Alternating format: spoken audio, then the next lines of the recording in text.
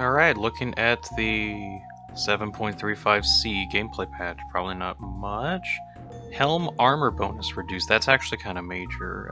Some of these creeps a little bit better, whatever. Bloodstone requires a void stone and gives a little bit of mana. Not too big on that, because I don't understand why they changed this so that its effect doesn't give you mana when you do damage anymore. I know it was really strong, but just removing it felt unnecessary, because that killed a lot of heroes. Diffusal Inhibit now has a cost of 25 to cast. Ooh. Suppress no longer has an AoE, recipe increased, cost is increased. Suppress now always affects the target and the use. Oh, that's kind of an interesting thing to do. That kind of changes how Mega Meepo works. Because how Mega Meepo would work, you would get like all of his Meepos, then disperse her all of them, and now they're running at Mach 20 towards you. But now it just makes you insanely fast and makes an enemy insanely slow, but only one. That's interesting. Heart of Trask strength has been increased. Funny thing, after they removed the health bonuses from Heart of Tarrasque, Ayaskadi had more health than Heart of Tarrasque. I thought that was funny. Now they changed that back, so now Heart gives the most health. Good to know. Made Helm of Overlord slightly cheaper, that's kind of nice. Kaya Spell Amp is now 10% instead of 8%. That's kind of nice too. Oh, they made the Elemental Swords just like a static 2,000. Right, that's kind of nice. 2,000 gold cost. Mage Slayer, what did they do with this? Recipe increased, total cost increased, magic resistance slightly reduced, and damage per second increase. Okay. Oh, okay, there we go. There's the major thing. The debuff duration used to be 6 seconds, and now it is 3 seconds. That is probably not going to be the biggest change. Actually, no, that is because it's literally having its duration, which the effect allows to debuff an enemy to make them unable to do spell damage. Like by 40%, which is whack. So reducing the duration down to 3 is kind of needed. Meteor Hammer slightly cheaper, MKB slightly cheaper. Ooh. Oh, wait. Phantom Embrace no longer consumes mana for attacks generated by abilities. Oh! I could see this being useful on like Phantom Assassin, being able to spam the dagger a lot of times, because if the mana cost doesn't count for stuff from abilities, that could be kind of interesting. Shiva's Guard, what did they do to this?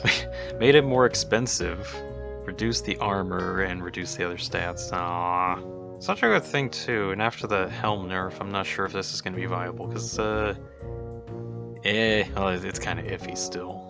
Vlad's now provides armor and regen, and it didn't, I guess it didn't before? I don't know. Wraithband's armor bonuses have been reduced. Interesting. Unwavering Conditions max health restriction has been increased from 1500 to 1800. Okay. Onto the heroes. Arc Warden Spark Wraith duration has been reduced to 16 seconds at all levels from 45 seconds. I didn't know it was 45 seconds. Ooh, that's a nerf. Holy.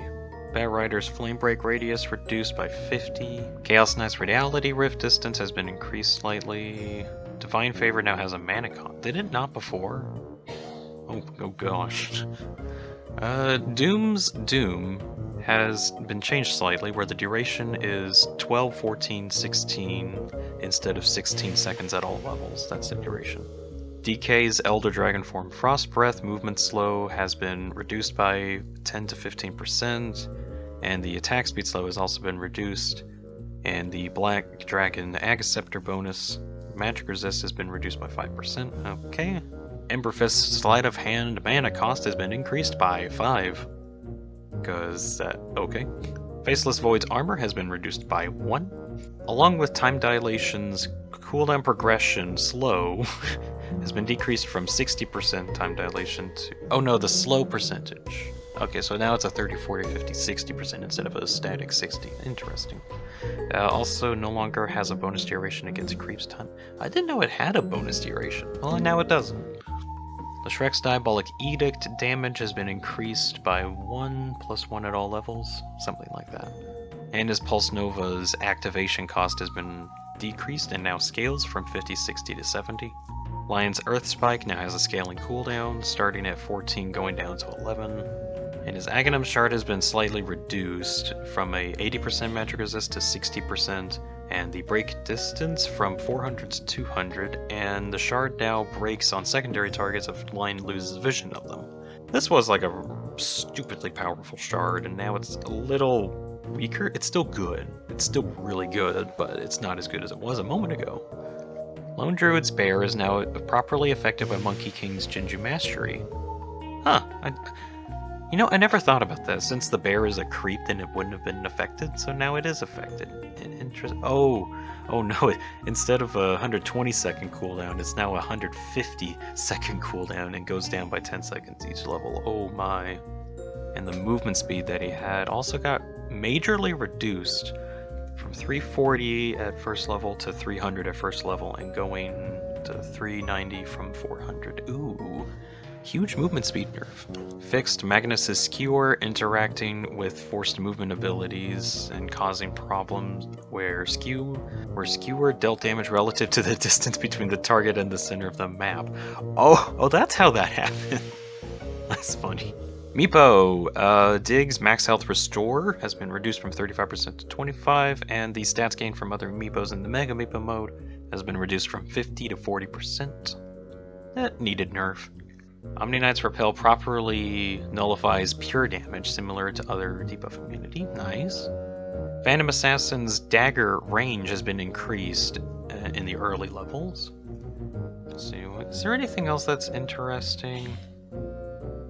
Wait, oh! Aghanim Scepter no longer grants True Strike for Witch Doctor's Death Ward. Ew.